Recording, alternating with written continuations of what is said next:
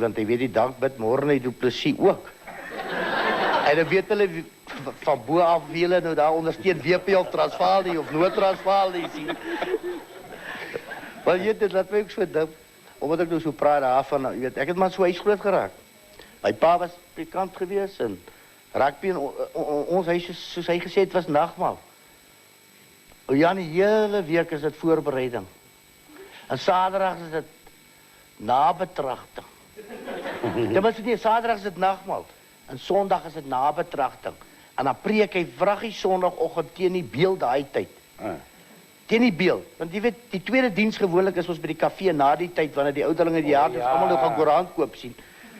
Nou die middagse kant hier by 04:30 dan kom in die kamer en sê Dirk het jy die beeld gekoop en sê ek nee pa, sonne.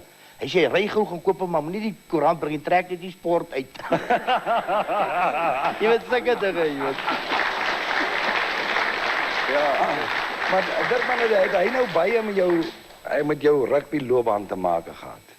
Ja nee, kyk, ek sê altyd sê vir pa sal ek altyd salieer. Want hy lewe nog, hy's daar onder in die strand. Maar nou weet soos ek sê, ek gaan ook nie meer graag kerk toe nie, want ek het so baie kerk toe en bidure toe gegaan, ek het uitgewerk, ek kan weer begin kerk toe gaan as ek 60 is.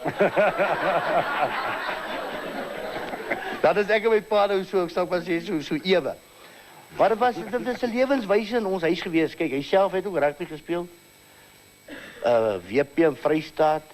En dit is eintlik 'n belewenis gewees. Als wat om godsdiens, alles het vir ons. Ag, dis tipiese Suid-Afrikaner, maar om die rugby en die boeties en sissies en ma. En hy wat die wonderlike ding is, hy was 'n jubelende mens. En soos hierdie, ek is so trots op hierdie studente van die Pink wat so lekker gesing het, is 'n jubel in die universiteit en ek voel altyd 'n mens moet lag en als geniet. En rugby was so deel van jou pelle, 'n deel van Gerard, al het hy partykeer swak uitgesaai.